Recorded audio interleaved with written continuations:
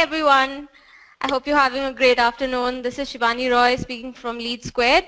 Welcome to another webinar session. So the topic for today's session is engagement hacks, how to increase your repeat users. And we have a very special guest joining us today. And that is Ravi Trivedi from Push Engage, which is a platform for browser notifications. So it's special because this is Ravi's second webinar with us. And the first one was very successful. So I'm obviously assuming that this one will be too. So Ravi, as I said, is the founder of Push Engage, which is a platform for browser push notifications. And prior to that, he was the founder of Coupon Rani, which is a coupon site in India with over 1 million unique monthly visits. So if you're looking for someone to help you generate 1 million unique monthly visits, you've come to the right place. Ravi, can you please tell us a little bit about yourself and take the session forward? All right. Hey, thanks. I hope everybody can hear me, right? So thanks, Shivani, for the introduction, and it's a pleasure to be back with a great set of marketing audience that you guys have at LeadSquared in this webinar. Let me quickly, hope all of you can see my screen. Let me quickly share a little more about my background. Like Shivani said, I've been building Push Engage recently. We are a leading platform for browser push, live in around 125 countries with over 6,000 sites. And prior to this, I had built Coupon Rani, and we also have Coupon Belanja in Malaysia. So I've been a marketer since last 7-8 years. And apart from that, I'm also an investor as well as, a couple of investments. But I've been focusing on marketing, which is my passion here. So before we begin, I just wanted to kind of ask a very quick poll, or ask Shivani to put out a poll. I just wanted to ask how many of you are either familiar with browser push notifications or already use it as a tactic. So based on that, we'll cover that topic. So if Shivani can put that poll out, that'll be great. Sure, Ravi. Just give me a second. I seem to have lost that page. Yeah.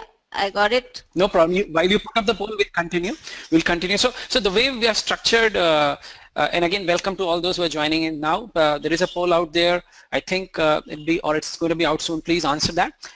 Let's get started though. So what I'm going to do today is we're going to talk about 3 things. One is new channels that are performing well.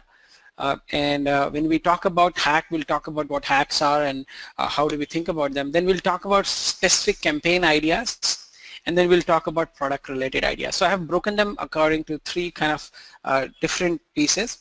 Again, this is going to be a more interactive session.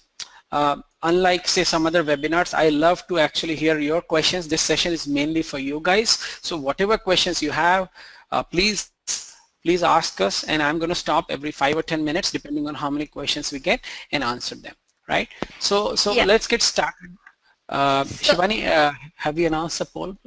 Yes. So the poll is up on your screen. So what you have to do is you just have to tick on the option that applies to you. So do you use browser push notifications as an engagement tactic? Click yes if you do, click no if you don't.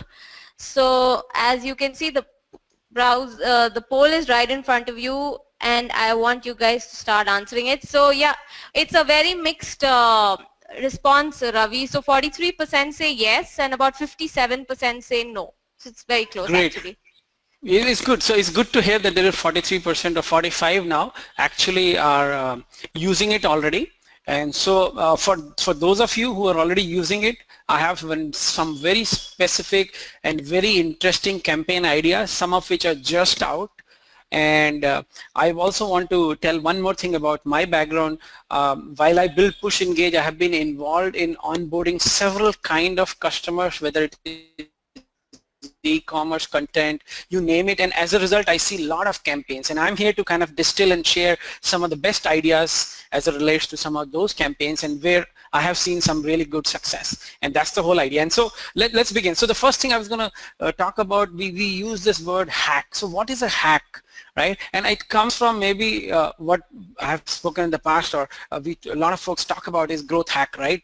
What is a hack? Hack is something where you achieve some inordinate amount of results with, let's say, very limited spend. So in this case, when we talk about engagement hacks, we are talking about things that we may do with maybe smaller amount of budget, but that may help us move the engagement in a big way. Or we may do engagement using channel A, which is outperforming channel C by 10x, right? So that's what is the definition of hack. There isn't anything which is kind of truly free, just remember that, but it's something where, it's extremely cheap and you're able to achieve your objective.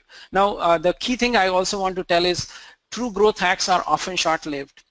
And this is the truth, and you always need to keep finding new ideas if you really are looking for hacks, right? I mean, a lot of us are looking for hacks, some of us are looking for best practices, so we'll cover both of them. Now, one of the key things or ways to actually find where these hacks reside is to look at either contrarian thinking or look for new emerging channels. Those are the two things that have worked for us, right? And for example, this example I give is around a Facebook-like campaign. And again, this is probably true, maybe a year or two old, not now, but still a valid example.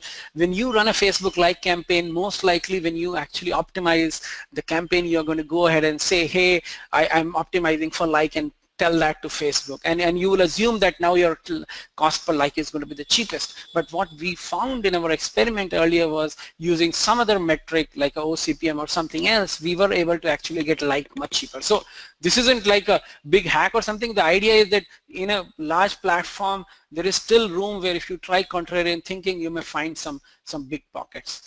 Again, on the new emerging channel, we're going to talk about some of those and some new ideas here, which actually when they start off, they very often perform very highly, right? So let's get started, and we're going to get started about re-engagement. So what are the key channels that we know of already exist for engagement? I'm just going to quickly summarize for everybody's benefit.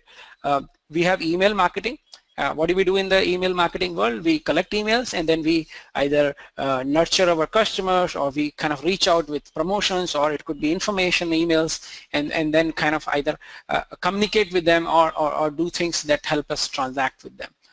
What is retargeting? Retargeting is essentially cooking your user who visits your site, and as they leave your site, use some kind of ad network, which is primarily a GDN or a Google display network or a Facebook network where 80% of inventory lives overall, and then retarget them there so they are able to remember you again, and by kind of giving them another brand impression of yours, you kind of bring them back to your site.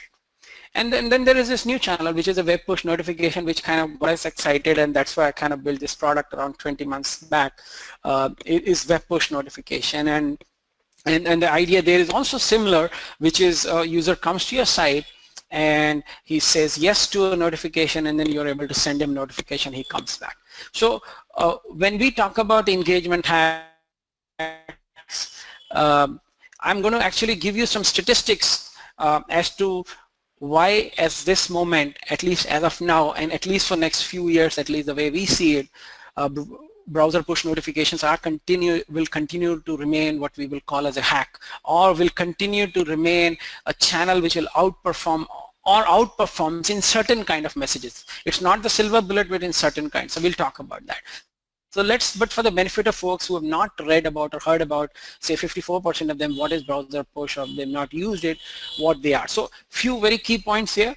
Number one, they are explicit opt-in, which means a user comes to your site, clicks allow, only then you are able to send message. Remember, unlike email, you're not able to capture any personal information. Again, the second key point is when the message is sent out, as long as the user is online, or he comes online the next time the message is delivered, right? And so they are able to view. So that's the key, and the message gets delivered as long as it's not expired. So that's kind of the summary of that.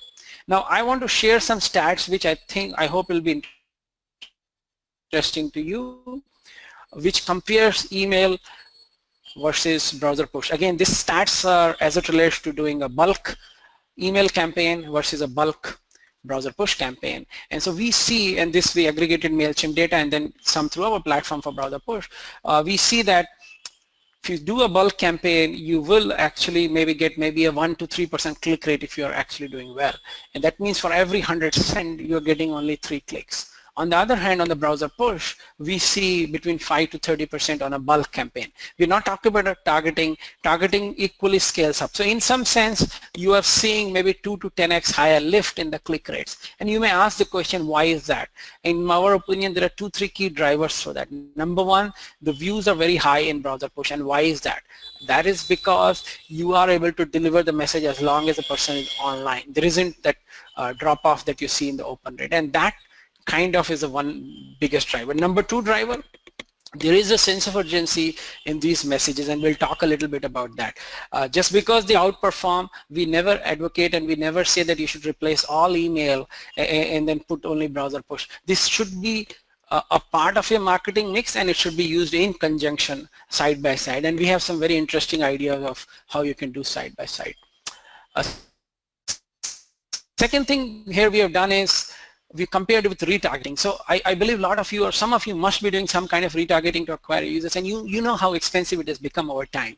And over here in this example, we ran through some sample scenarios. They say, hey, you got 10,000 subscribers, and you're sending one notification a day.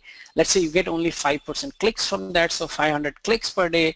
Now you're sending 30 times, so it's 15,000 clicks. And what's your cost? Okay, so for our platform, let's say this is the cost. So the cost per click is so much. And you would see whether it's our platform or most other platforms, the cost per click on a browser push is much, much cheaper than what you would do in any kind of ad platform. And if you think about it, it's your user who came to your site, you paid so much to get him, now you got to pay one more time to the ad platform. So why not, use something that captures more information so you can communicate with them. So that's the idea. All right. So with that, I was going to open up for any questions. I don't see any questions yet, but Shivani, if you do see, then do ask me those questions.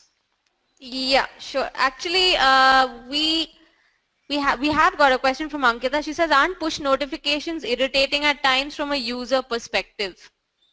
Well, that's a great question. I'm glad you asked, and I was going to actually address it a little later, but let me address it. So absolutely, from a consumer perspective, they're very annoying if you send them at the wrong time in the wrong context. If I am busy in a meeting and meeting my boss and I get a push notification, I don't like it. Absolutely true about that. But on the other hand, if it is timely for things that I'm in the market and I won't mind, for example, I'm looking for a flight from Bangalore to Delhi, and I will buy it when the ticket price falls below 3,000 rupees, and I do know it does fall. I mean, those of you who have been deal hunters or whatnot, I mean, from our old experience, we know, but it falls only for say 10 minutes, 15 minutes, or maybe half an hour. But you really want to know immediately, and so you can buy it, right? You won't mind that. So it's about that. That's the first type, and we'll talk about more campaigns. The second type that you won't find irritating is things like payment reminder. There are many more. Some which have never been thought about because it's so new, and some of those we will cover. So you're absolutely right. It is not a silver bullet. Most sites are using in the bulk mode, which makes it mostly annoying, and that's true, right? All right, so let's continue. So one key point I want to tell folks is that, remember, mobile web plus desktop is much bigger for most of the folks out there. However big your app might be, you have a bigger reach on mobile, web, and desktop, except for maybe 1% or 2% of those companies who are app only, right? So the point is, we do know that our reach is much higher on web and desktop. We also know from other data that when it came to app, push notifications perform so well, so we should consider this. Again, by the way, this session is not going to be only about push notification. We have other channels, but I started off with push, and then we're going to get into email and other channels, right? So the idea here is that given how big the reach is, we're going to, look at this channel. Now, we have two case studies which I want to share. Some of you may be aware, some not. Facebook publicly went out and shared that they saw between 20 to 30% increase in their monthly active users based on desktop push, and you guys might have seen the Facebook push notification. Yes, sometimes it is annoying, but if you have noticed, they also added this thing called mute for 1 hour. So people are thinking about those things because, yes, it is very powerful, but it has to be used in the right way. But nonetheless, very solid results for Facebook. We have seen other retailers. This is again a US case study, 50% increase in repeat visits. And we have several case studies, some of which we have published, some we have still not published, but high level I would give you this number. We have seen people who are using this channel effectively see an increase of traffic between 10 to 25% and commensurate increase in the revenue. And that's a big enough number for a lot of folks to actually look at it if they're not already. So that's what I would say. All right, so let's talk about this specific question to some extent what Ankita asked. Where should push be actually used? It should not be used until the message is very urgent and it's important, right? And there is one more thing which is not in this because it's a 2D chart, is contextual. It has to be contextual, it has to be important, it has to be urgent. So one example I already gave was around the price alert. There are numerous such examples which I can talk about, and we will touch some of those. And you should look at what are those which will make the experience of your user much better on your site and actually help you increase engagement versus doing some bulk, you know. Am I audible, Shivani? Because I got one comment saying I'm not, so. Yeah, but others can hear, so I think it's a problem with Priyanka's system. She actually said there was an audio issue, but yeah. Okay, all right, great. I just want to make sure. All right, so we will cover some campaign ideas, and before I go there, I know there are more questions. Let's take them. I want to talk about more campaigns and some real good hacks. So before I go there, let's take some questions, please. Okay, so following Shivani, up can with you what please ask me some which you feel? Yeah, so what Ankita said, so she wanted to know how do we analyze these correct timings? And yeah, Ronak has a similar question. He also says, how will you decide what is a good time for a consumer? Okay, that's a great question. What we are going to do is we're going to look at two things. You're absolutely right. It's extremely hard. We're going to look for, there are two answers to that. One is we're going to look at what the user did on your site. If I am a user and I came on your site and did a search for flight between Bangalore to Delhi, then I am probably in the market for next 30 minutes searching for those flights. So I have got some context, so I'm going to use it. And this is where we may call it a triggered notification or event-based or contextual, whatever word you use it. And so that's something that you can use. Second, we're going to give user a preference. If possible, we're going to tell user what are the times I should not disturb you, or if possible, we'll give user this option of mute for next 3 hours, right? Now, all of these are possible. Of course, some systems support it, some may not, but this is the, the way we are going to, look at timing. So there will be a do not disturb time, and there's going to be this thing around context, which is based on the site action the user did, right? Any other question that we have so far? Yeah, so Ronak has another question. He says, if the notification is turned off, how do you tackle that situation? Okay, that's a great question. If somebody has actually turned off the notification, there are some ways of recovery, but remember one key thing, and this is the very key for this channel which has high ROI, is that there are still high unsubscribes. And once a user is unsubscribed and you are on a HTTPS site or a SSL URL, the browsers won't allow you to actually show the pop-up again, right? So the recovery becomes a little harder, but there are methods. So we have, for example, in our tool, a widget called recovery widget or get notifications. And the way it acts is it show up for all users who have blocked notifications or who have unsubscribed, and when they click on it, they will either automatically do something which will make them subscribe. So we kind of have to nudge them to do 1 or 2 extra clicks to get them back in some sense. And again, it's not only our tool, there are some other tools who have it, but again, if you want to go deeper, we can talk about, right? I also see one more message I saw, if I can answer, how many times I can see, there is no correct frequency, but I would say the right frequency is contextual. If I'm in the market searching for something, if you send it, for example, a cart abandonment, we're going to talk about that. That's the right one. So that's the right frequency. Outside that, most people are doing is 1 or 2. But let's say you are a content site, and you are a content site who is doing breaking news alerts, you are able to maybe do 4 or 5 in a day as well. But they should truly be breaking news, right? Or if you're a site who's content site and you are sending cricket scores, incidentally, for example, some of the IPL teams are our customers. When they send out cricket scores, they might be sending out maybe 20 times, 30 times. There is no limit then. So it just depends on the context is the answer, I guess. I think Darshan asked about what's the acceptable unsubscribe rate, how to control that number. So I have seen on a cumulative basis, this number can be as high as 10 to 20%. When I say cumulative over a month, to control this number, only two things: personalize your message and make sure that is something that the customer really wanted. Don't spam him in some sense, right? All right, so what I will do is I will go ahead and talk about some campaigns, and I see there are more questions. Keep your questions coming, guys. I know Shibani, I'm going to ask you to maybe curate us because we're seeing a lot of them, and then you can ask me. All right, so let's keep going. I'm going to, because there's a very limited time left, I'm going to talk about two things now. I'm going to talk about some ideas for e-commerce sites. I'm going to talk about some ideas about content, and then I have some very interesting new ideas which I really want to get to, which I don't think you would have heard of, or at least I hope some of you have not, and that's what I really want to get to. All right, so number one, traditional cart abandonment. Absolutely valuable campaign. We know from our app world it works well.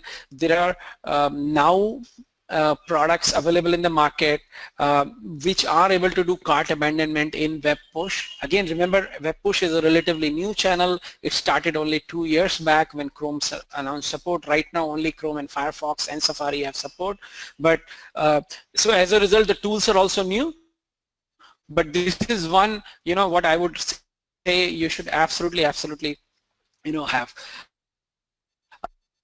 this in certain case studies or certain data elements I've seen seems to increase the the conversion by as high as 20% is what I'll say. But the key here is timing. Do you send it after 30 minutes or 1 hour? You got to look at your data. Also you have to personalize, which we all know. All right, you can also give them a special coupon if you like to convert, but this always works. So for an e-commerce site, I think everybody should have it.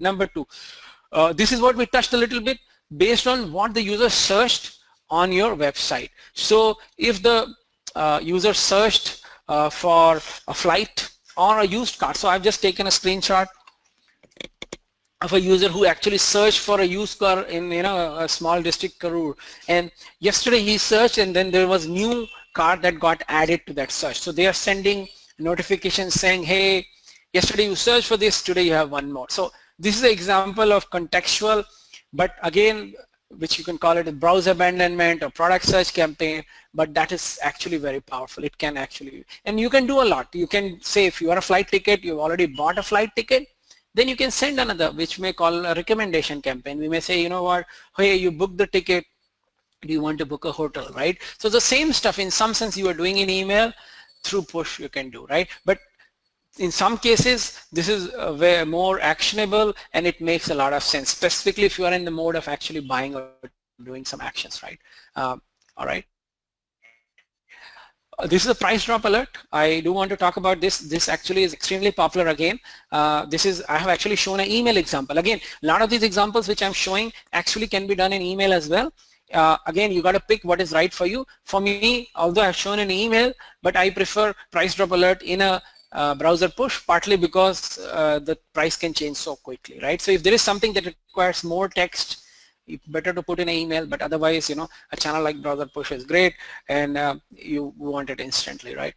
I have another one, inventory availability. So this iPhone went out of stock.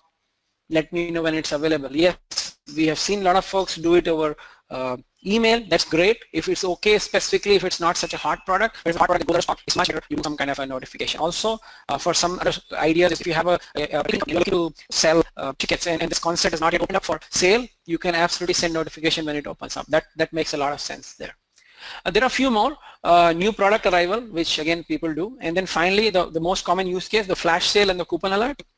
People send those and they work a lot, but key is, remember, you better do personalize. So I've just put one from Yatra. I actually did an international flight search and they actually sent me an offer around international. So how do you actually do personalization? So in platform like ours, we have what we call a segmentation. So just like in email you were doing list building or separate lists, you would actually classify a user based on the site action.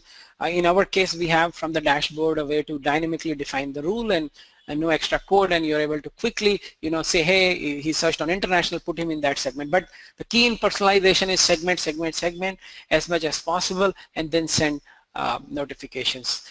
Bulk notifications, yes, they still perform, but not so good because of the unsubscribe rate. All right. Before I get into the content side and other campaigns, let's take some questions. Shivani, do you want to ask a few which you think are pertinent to all? Yeah. So a couple of questions, quite a few actually. So let me start with Shanmuga. So he says, how do I send push notifications to active users alone? So I think he means, can you segregate and send notifications to only active users? So once, okay, so it's a good question. If I get to the like exact bottom of it, I will be probably involved, but high level by default, when you send out notifications, so there is a notion of active or inactive based on browsers itself. So browsers, when they send notification, they keep sending only to active users. If they don't come online after 2-3 months, they're actually marked inactive and they're kind of dead. So programs like ours actually clean them up kind of stuff. So I think that's what you're alluding to. If you're looking at something more detailed, as in I really want to send push notification to only those users who actually visited my site, then you would have to use some kind of a segmentation, which means you may have to say every time a user visits a site, or if he visits a site in last 30 days, you put him in a segment called active. And what does it require? Just like a FB or a Google Analytics pixel, we have a one-line JavaScript, for example, in our system. You just put that code and you're able to actually segment it, right? Please go ahead, Shivani. Right, moving on to Anshul's question, which was also asked by Deepa. So they say, how many times can I send push notification in a day? I mean, generally, what is the good practice? Okay, What so would be I the think I ideal answered number? yeah, I answered that quickly. I think the answer is it depends. It depends on what you're looking for. If you are, let's say, sending a cricket score and you are actually not in the stadium and looking for the score as many times, but in general, 1 or 2 times, like I also said, for breaking news story, it's probably higher. But it depends. So if you're just doing a bulk, maybe 1 or 2 is a good number, not more than that. Again, I'm going to give one more tip on that, which I've seen some customers do very well. In the daytime, so some of the systems out there actually segment your user by desktop and mobile. So what I have seen as a good practice is in the daytime when people send notifications, they send to desktop, because most often than not, you guys are, or all of us are at our work and we are in front of a desktop, and in the evening they're sending to a mobile browser because they're on the move. So that's one idea I can give. Keep going, Shibani. Right, so Mansi says, can dynamic content marketing approach work here? So I'll have to probably understand, but if you're saying, can you dynamically change the push notification based on what you saw? Absolutely, yes. Yes, does work. So let me also, I think I also see some questions. So there is actually, so the quick answer is yes, there is a way of what we call as templatized notifications where you can change the variables and, kind of dynamically send based on what they saw. All right. How many times? Okay, so we covered that. I'll just see. What is the unsubscribe rate? Also, I saw one more question. We have covered that. So I think the way to control unsubscribe is by making sure that you are sending targeted notifications. And I think I have seen as high as 10%. Somebody has talked about, are these two legals? As somebody has turned off the notification, then it becomes a privacy matter. Okay, so this is a great question. So see, remember, browser push is a technology given by browser. Again, related to that, some people think it depends on a cookie. It doesn't depend on a cookie. It's a browser-based technology. It is actually a browser setting. So you have the full control. If you have actually turned off a notification, only if you explicitly turn it on, then only we are able to send it. So when somebody asked how can we get them to get subscribed back, the step involved somebody actually asking them to turn it on and ask them for permission again. So you're absolutely right that without that we'll not be able to do that. Okay. Anything else, Shivani, you like that we should address? We can, yeah, there are 3 more actually. Okay, there are quite a few more. But Ajay says, what is a good software for mobile app push notification analytics in the market? So for many reasons, I would not like to answer the tool question if you guys can, because I don't want to say mine is the best. I don't want to answer that kind of question. You guys go and check out, I would say, if you don't mind, right? So, because otherwise I'll say, hey, my tool is the best, but that's not fair, right? So anything else you want to know from a product perspective?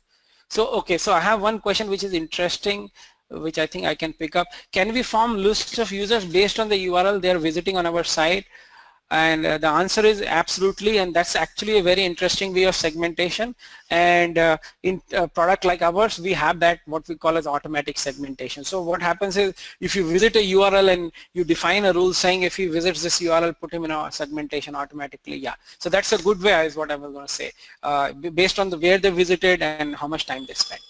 Right. So let me continue with some more campaigns. I really want to get to some of the interesting ideas which I want to get to cover, and then we'll take few more questions in a few minutes. So on the content side, again, there are personalized alerts when it comes to breaking news. Again, there's a level of personalization. For example, do you like sports news? Do you like politics news? You got to ask the customer, right? Or you got to infer. Either of those two.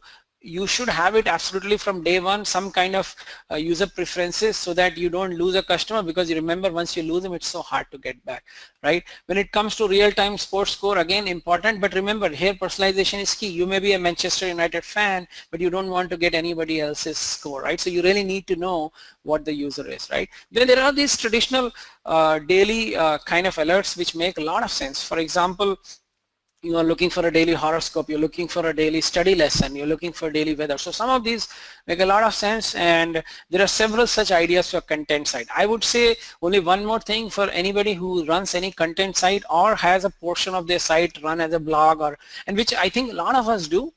It's extremely valuable.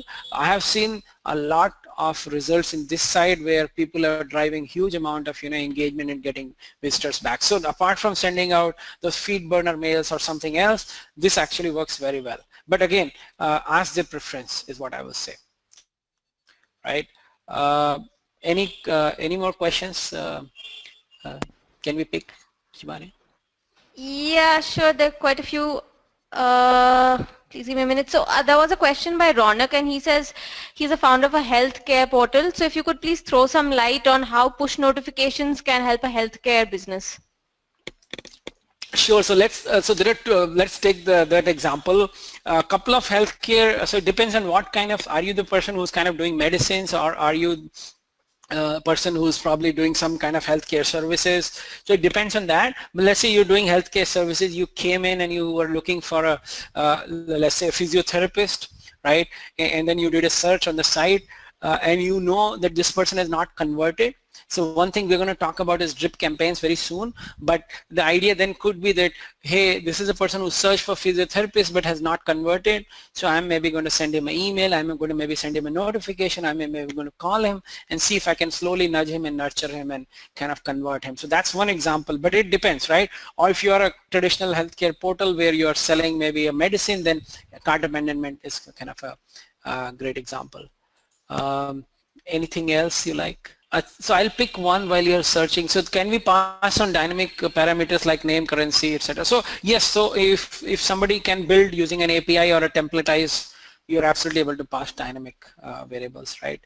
How do we target? There's another interesting one. How do we target decision makers through push notification in a B2B scenario? So that's an extremely good question. So the way I look at it is, yes, in B2B, you will have fewer visitors, but those visitors are very valuable to you. What you can do is, let's say when you are publishing case studies, you can maybe send them out the case studies as a notification apart from email. Now one campaign idea I'll kind of come to even before I've kind of covered it is, so what happens most often is that we know email, everybody knows emails, we send emails. Now one of the issues with email is there are these 10, 20, 30, 40% people who never open. So what am I going to do about? Right? Can I do something about this? Because these are very valuable, say, B2B customers. So what I have as a suggestion is, and I think we're going to touch on that campaign, is if you can actually, okay, it's right here actually. If you're going to capture, why not have a single pop-up in the same place that you collect both push subscription followed by email, or first email and push. And once you do that, what happens is, in a system like ours or maybe some more, you're able to actually tie them together. So now the suggestion there would be, if I have 100 people I sent email to, 50 did not open, then for that 50 I'm going to send a push notification. So let me repeat the campaign idea. The campaign idea is, I have this inactive list of email subscribers who never open my email. If I was to capture email like this, or vice versa, first email and push, then I am able to actually, or otherwise as well, in the session if I knew your email, I'm actually able to do a campaign which would say, which I think is going to be very powerful, because remember, those people who never opened your email for last 6 months, you were able to reach them through some other channel, and actually that will improve your yield a lot. So this is what I'll say. The other corollary to this is, let's not stick to only push, but you can also retarget those emails. So this is my another hack which I was going to talk about. You got this email list, 50% never opened in last 6 months, you can retarget them as well in other channels, right? Just like you're doing browser push. So all right, let's take some more questions. Anything you want to ask, Shibani? So is there a way or tool to track uninstalls by source, example, AdWords and Facebook ads? In terms of, okay, yeah, so if you wanted to have that kind of data as part of the segmentation, okay, did this subscriber come from AdWords campaign or something? Yes, it is possible. So we again use the same thing called segments there, and then you could actually create it as a segment as well. So the way we do segment is like a tag that you associate with the subscription. You can associate as many tags. So the segment could be mail, fashion, AdWords, you name as many tags as you can, properties about a person, and thus you are able to do many things. You can say, hey, this came via AdWords, right? Anything else, Shibani? Alright, so Deepa says, does the look of the notification make a difference? If the template looks different every few days, does that increase the chance of clicking? That's a very interesting question. So I will answer it a slightly different one and then come to this kind of related. So some of you who are in the industry might be aware that rich notifications are the notification which actually used a large image was only possible very recently, couple of months back. It was possible in the mobile app, but not on the web push, right? The reason I bring it up, the common thinking is that if I send a notification with a large image, my click rates would be higher, right? But what we saw in our results was that 90% of the customers who actually sent the large image, the click rates were lower, right? We're still figuring out why, but the reason I mention it is that, again, my common thinking says if I change the look of the notification, it will increase, but you got to test is what I'm trying to say, right?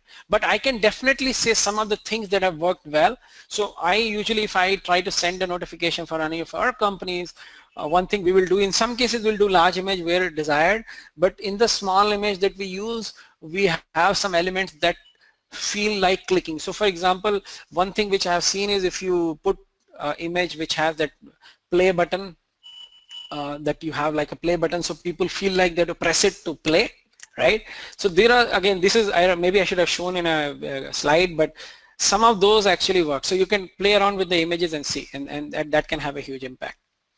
Anything else, Shibani? All right. The next one is, what is the standard conversion rate for mobile push app notifications? So I would say the conversion rate. Sorry. Okay. So we don't have too much of app data. We focus on browser, but on the mobile browser and otherwise what we've seen is that the conversion rates are similar to what you have on the site, if not at least that much is what I'll say, but in general slightly higher, because remember we're going to send for urgent stuff, so it's going to lead to more conversion. If we're going to send a coupon, so we see higher conversion rate, I'll say, but at the very least, at least what you have on the site. Right. So what I'll do is I'll continue. I really have some interesting ideas which I really want folks to think about, especially the marketers in us, and then I can answer all your questions. All right. So number one here, what I've written is, remember, personalization and context is the key. I can't hone enough on that. I do know we all talk about it when we actually go to our workplaces. It's actually hard to implement. So as a result, we have a tool like what we have built. We kind of make it easy, but you go and check it out, but absolutely do it. So what I'm trying to talk about is, look at what the user is doing on the site, use it to segment and say, okay, for example, I'm a SaaS company, and let's use the classic IDA model, awareness, interest, desire, action. I have a user who is just aware of it. We know he's a prospect, but he may buy after 12 months or 6 months. So what am I going to do? I'm putting him in this list or a segment, and then I'm going to do some kind of a nurturing campaign with him, like a content, like this webinar, for example, is a great nurturing for such audience. If he's a warm prospect, he has shown more interest by going and watching a video, then I'm going to maybe send him a little more. Maybe I'm going to send him more emails or more notifications about a new product that I have just, new features that I've released or something that may be interesting to him, right? And then finally, if he's a buyer, the way I would nurture him, or maybe I'll get on a phone or ask him, what are the questions, what are the doubts, and maybe I'll do a demo with him, or maybe even in prior stage. So there are things that we'll do differently, but what I'm trying to say is that this whole notion about segmentation, even though I do so many implementations, I just find that very few people actually do it, and that's part of the reason why our marketing is not so much targeted. But that's what I'll request. Please try that. It actually can have a huge impact in terms of the uplift in the results, right? Again, the context is important too, like we talked about what he did on the site, what is the search he did, what are some other information you have. One more I would say is that if you add few more things, I am looking for Delhi to Bangalore flight, but if my home address is Bangalore, please don't ask me to book a Bangalore hotel because I'm going to come to home, right? So that's an example. So as you keep layering on more information, you can actually get more intelligent and have context, but that's actually the key of marketing here. All right. This is the one which you already touched upon. I think this is very powerful, and I have seen some great success. Again, this I haven't seen too many people do. Maybe we are the only ones, but I have seen maybe one more. That's all I will say. But this is very powerful, collecting browser push and email at the same time. The reason is that nobody wants too many pop-ups at the same time while they're in the mood. Give them both the options, collect it, and then you are able to do cross campaigns very easily, right? And this is the campaign idea I was saying. User doesn't open email, I send him a push, or vice versa. If he doesn't open your push, send him an email, and so on and so forth, right? Or you can retarget them. Let's talk about drip, but before we begin, I know we have only got 20 minutes, but let's take some questions. Shibani, if you can pick some which will be useful for everybody, that'd be great. Okay, so this is with regards to the statistics you provided. So Nimal says, even though push notifications are annoying from the user's perspective, how are push notifications more successful than emails? That's a great question. That probably means that email is equally annoying and push is still less annoying, right? That's the only way I'll answer. Again, the thing is that push has an added benefit that once somebody accepts, the person actually has to view, or rather gets to view. In fact, I don't know if you guys see the notifications which are coming. I keep getting some of my customers notifications, so that's how they just keep coming, right?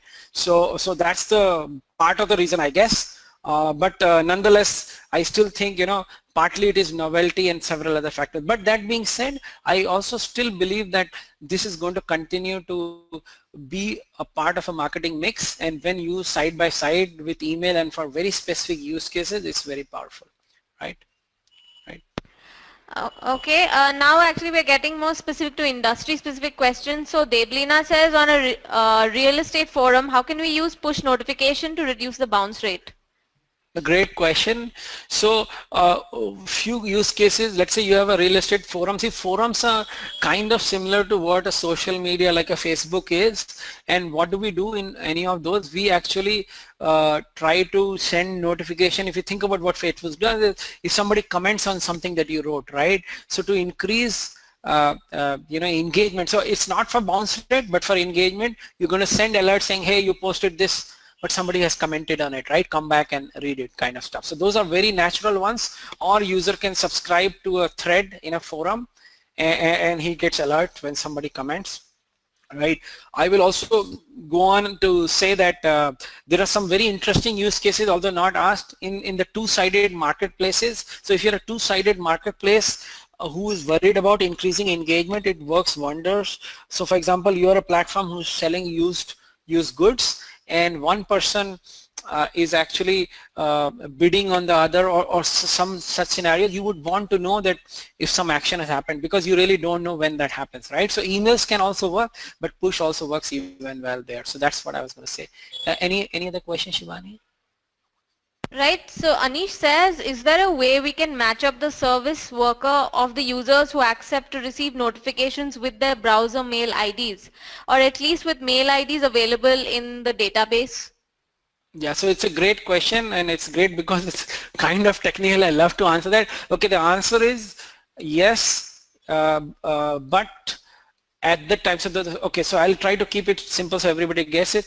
At the time of subscription or push notification, if you know from your session who the user is, then you can actually keep it. So that's the way we kind of internally keep a record, right?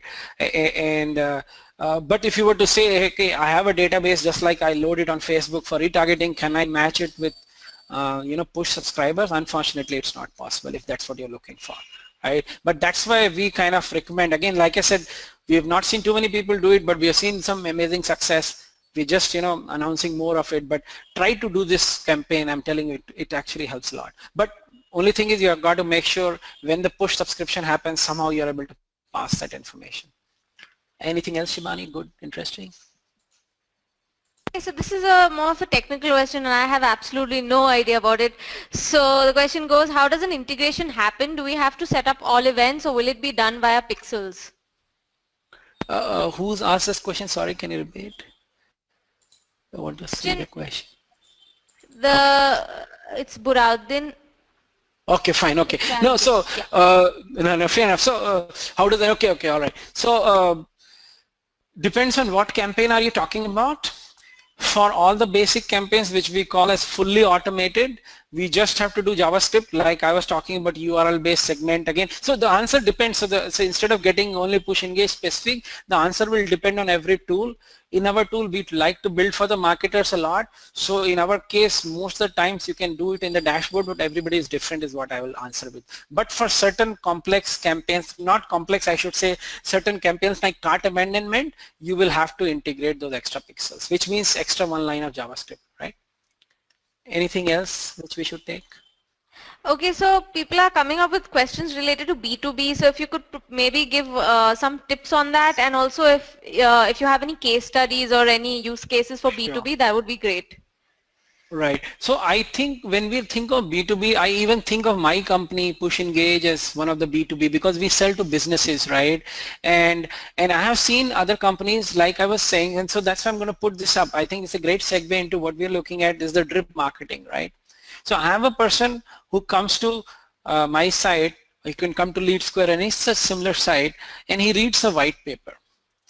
Now what I'm going to do is, so the idea of drip again is slowly nurture your customers. Not everybody is ready to buy now, and what we will do is we are going to slowly, gradually be present in front of the customer so that when he actually has a need or when he is looking for switching, so even your competitors' customers are very valuable.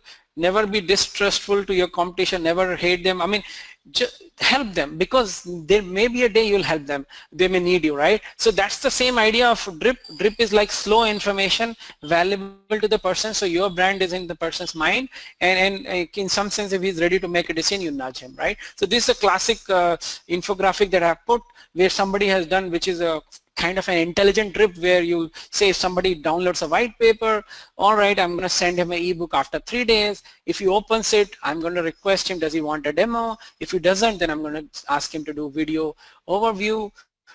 If he doesn't download, then I'm going to send him a video. If he opens it, after 1 day, I'll send an ebook.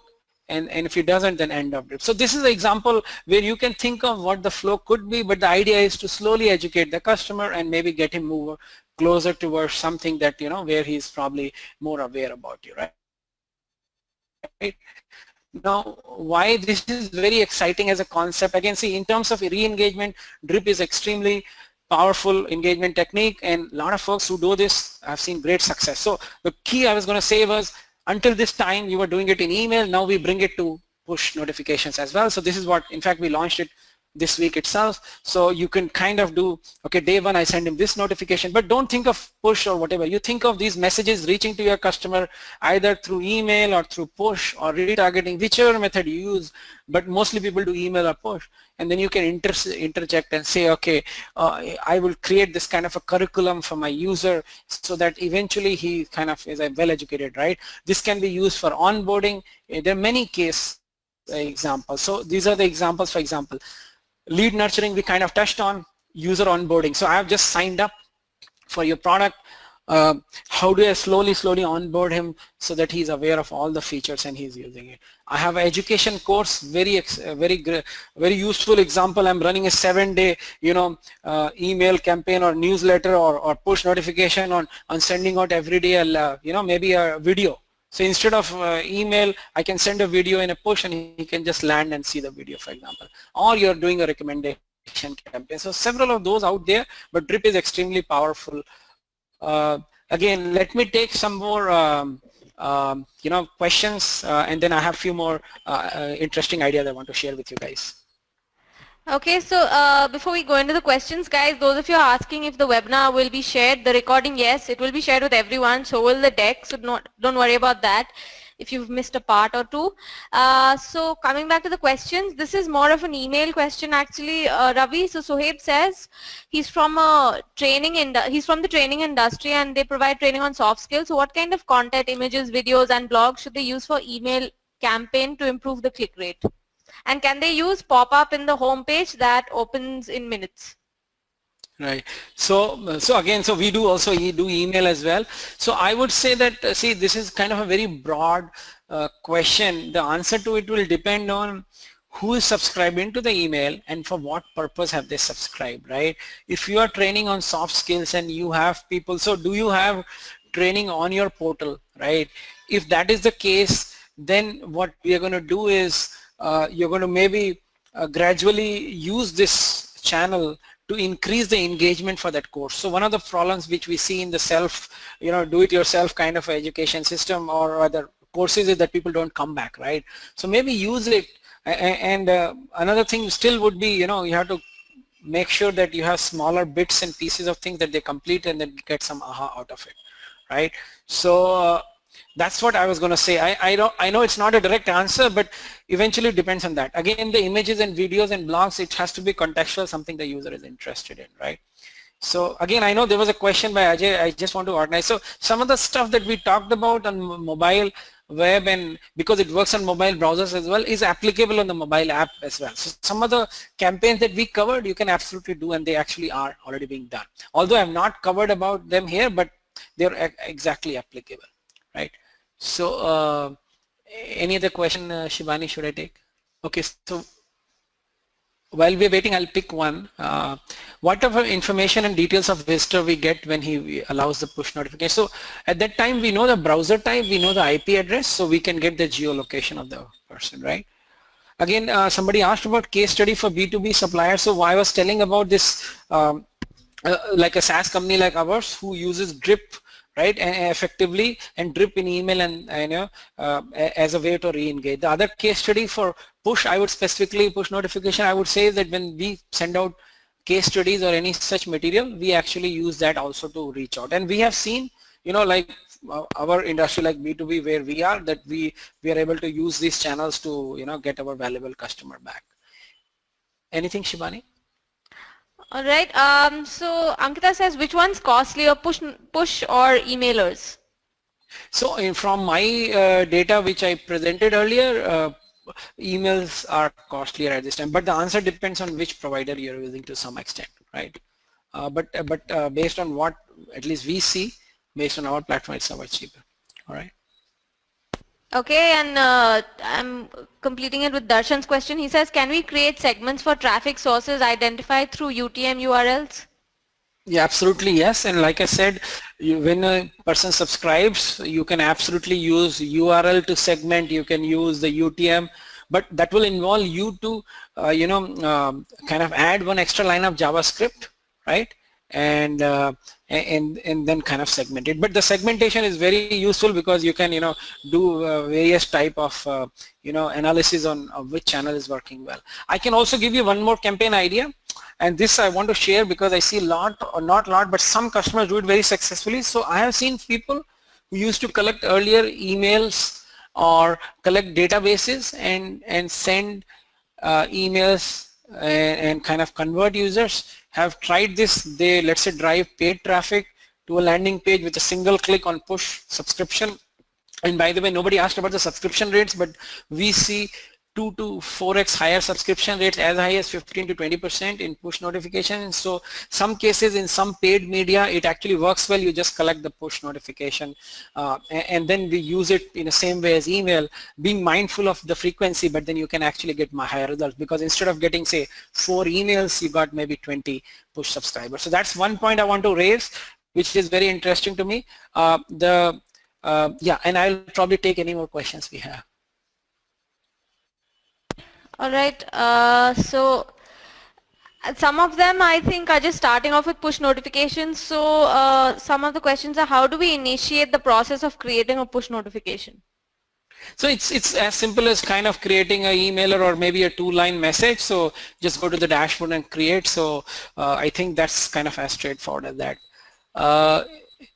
In this transient market, drip nurturing will. So I think this is a great question about drip. So I think whatever the market be, see, the way to think about our customers is they are in various stages, and so we should cater to their needs. So if, let's say, I am a home buyer, but I buy home once in maybe 10 years or 20 years, so that's an event that will happen.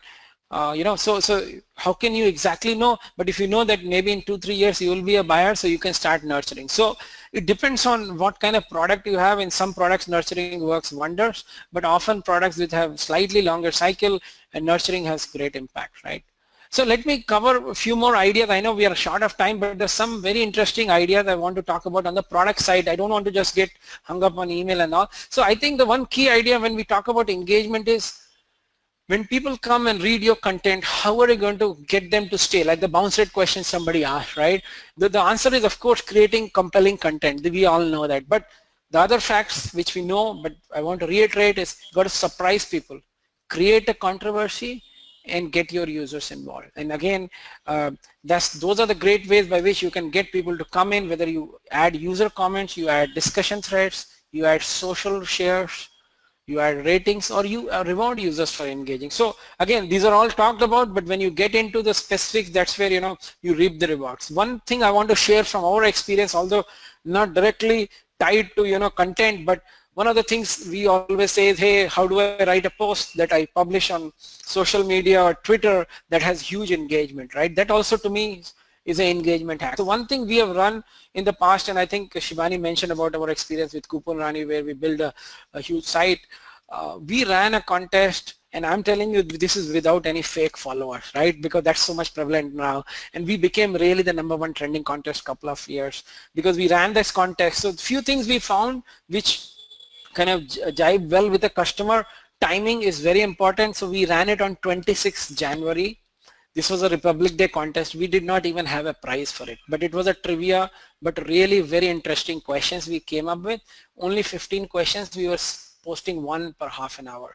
What we found was people were so patriotic that day, they wanted to answer it. Some people sat back and said, hey, we skipped lunch because we loved it. And so the thing is, and also we realized on 26, a lot of the agencies and other people were not working probably, right? So you got to time it in many ways, and then that worked well. So that's the example. Again, similar thoughts you got to think about, because everybody creates content, but how do you create a content that actually pulls people? Again, there are a lot of people out there who have honed it, but I just wanted to share a few things, because when we talk about the engagement, these are equally important ideas. Then some other channels we talked about, right? Again, few more things.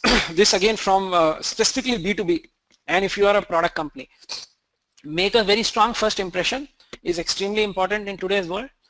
Ease of navigation or design.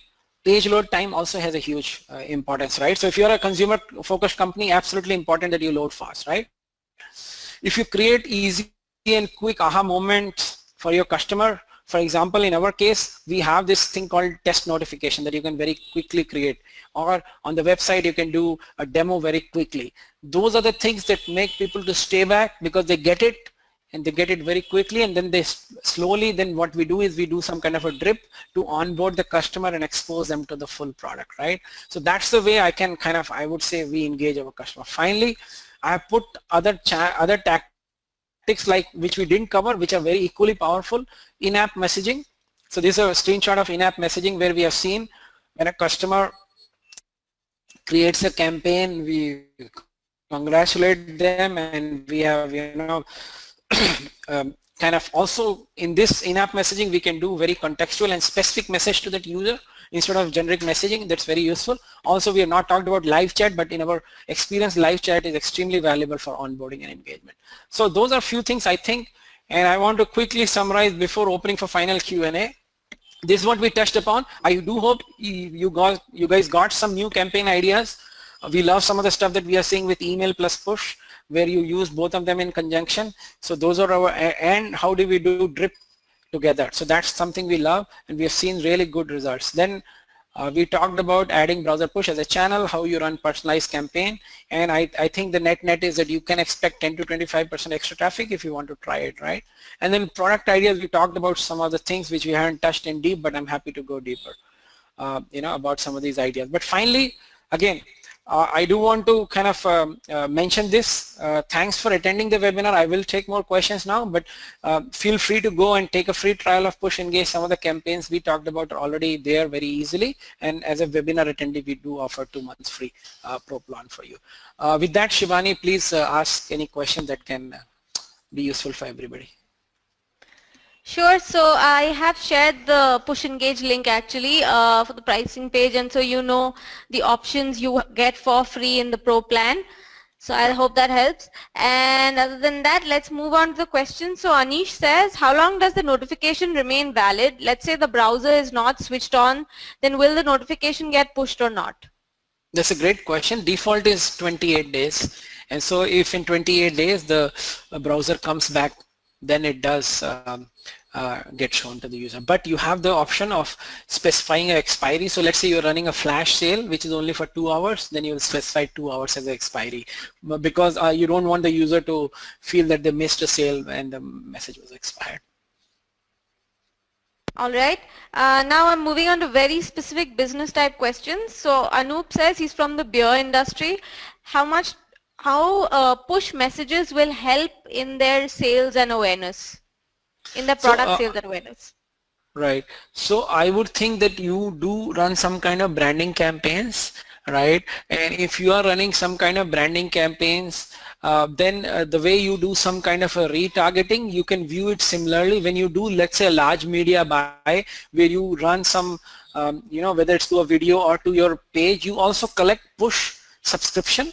And then remember, when you do a media buy, you are probably doing retargeting. Instead of retargeting, you can, send them a notification. What will this notification be about? It'll be about, say, a new product launch. This is not going to be classic because this is a product you're going to buy somewhere else. Or this could be a notification about, let's say, about a YouTube video that you launch, right? Because there is no restriction on the landing page, you can go anywhere, right? So you'll have to think from a branding perspective. Is there a room? Absolutely, because probably most of the folks who are doing, branding are spending a lot of, money getting that traffic and viewing whatever action you do, and you can, kind of reuse it by collecting this, and, you're able to, interact with them, right? Okay, moving into a more general marketing question. So Pavit says a software which is a little ahead of time. So he's talking about a travel risk management app. So what would be the best marketing efforts there? Okay, so I will quickly say that I did not fully understand what a travel risk management app would do. So kind of little hard for me to answer that. So maybe let me skip because I don't want to kind of guess it. Unless, Pavit, you can tell in the chat what you mean, so we can maybe give you some campaign ideas. All right. Anything else, yeah, so Pankaj says, what type of information and details of a visitor can they get when they when they run push notifications? So when they click allow, we get what is called their device ID or a unique token. Apart from that, we can get their IP address, the browser type, and what is the size, what is mobile and desktop. Apart from that, it depends on the vendor if they are mining other data, which means if the website is mining any other data. Right, like email would be an optional, for example, that way. All right. Another one's on segmentation actually. So they say that how is segmentation done for active and inactive users, and how to send notifications to only the active users? So if you refer to an active user as somebody who has not opened your notification, then the answer is that in our platform, or at least platform like ours, we provide that what we call as custom segmentation, where you can say, you know what, create a custom segment and send to somebody who has not opened in last 30 days. So the definition of active varies from everybody. So it's mostly a custom feature in most of the products is what I would say, right? All right. So coming back to, okay, so Shanmuga says, what is the uninstall benchmark? No, great question. I would say if in a month you're getting more than 5 to 6%, you got to look at what you could do to improve your targeting.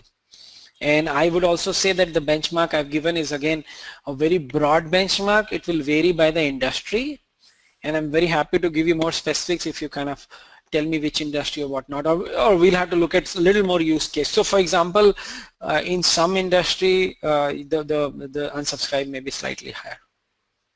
Right, so Shanmuga says they're from finance, GST. Okay, GST, all right. So I would say, so this to me seems like a content side, and content side, I would say that can remain below 5% very easily if done well. So I don't see a reason why, if it is more than 5%, so what you do is you look at how many unsubscribe happened in that month. If it's more than 5% of your total base, then you got to look at your campaigns again. Okay, moving on to Darshan's question. He says he's from the real estate industry. So during PPC campaigns, the bounce rate is around 90% on the landing pages. So if he enables push notifications on the landing page, is there a chance of driving the bounce rate further up due to the permission to allow push notifications? That's a great question. I think very even valuable for you guys, by the way. So what we have seen in our experience is, yes, it can. The answer is it depends. I don't know the answer because it always is not the same. So I have seen folks who actually on those landing pages have actually used PPC and actually collect push subscription, but then they do some kind of a nurturing further. See, what you have to understand is what are you doing on that page. If your bounce is 90, what is the remaining 10 doing? Are the 10 actually filling the form? So if you want, I'll begin with a very conservative campaign for you. What I'll say is for everybody who's filling the form, post the form fill, you ask for push subscription, right? And so that way you will not have any increase. But what I have seen is what people have honed in, and there are only few such marketers I have seen who have done it well, is that they land the user, they collect 15 to 20% push subscription, and then from 15 to 20% they're able to convert into, let's say your lead rate was 5%, meaning you're able to get to 8 to 10 from there. So that's kind of the math you have to work on, right? That's what I was going to say. Yeah. But 90% seems kind of high though, by the way. So you got to either look at the traffic source or anything on the landing page. I have a couple of questions again. So Pavit, he's the one who had the travel risk management app, if you remember. So he says there is a mobile app which is not only alerts you of the possible risks near you while you are traveling internationally, it also helps you find the safe haven, enables you to send SOS alerts and provides the details of the unsafe location in the area so you don't run into trouble. So sure. Yeah, so what sort of marketing strategy, or how would you encourage them to go about with their marketing? No, I think this is a very classic example of where a push can help. I mean, this is obviously mobile app push, but still nonetheless a push because it's a geo-based, like you've written. I think I saw that geo-fencing, right? So what you do is you do some kind of geo-fencing, and based on the lat long, you are saying if I enter into a zone where it's unsafe, you send the alert, hey, you are entering into unsafe zone. So I think absolutely valuable in terms of marketing, in terms of getting downloads. Is if that is your question, I think it's a very different kind of set of okay. So Pavi said that's my question. See, here is my suggestion, by the way. I personally, again, I've been a bootstrapper and a growth hacker and whatnot. At least I consider myself to be. I believe app download is extremely expensive method that actually exists. So if you can do something on the mobile web, please do so. That's the only thing I would say, because one of the issues we always have, and including someone like me or somebody with a big phone, is that there is only so much space, right? So unless it is really critical, people uninstall. So if it's only based on an app, the good news I was going to say was that geofencing you're talking about is now available in mobile web as well. You would have seen the location prompt and you can do the same stuff. So why I encourage more on the mobile web is you got discoverability through organic search and so many other things. On the app side, yes, there are many ideas, but I don't have anything like which can, which is kind of cheap is what I would say. Okay, I'm going to ask the final two questions for the day. So going with Anish's question first, he says, is it still going to be a two-step process for HTTP site?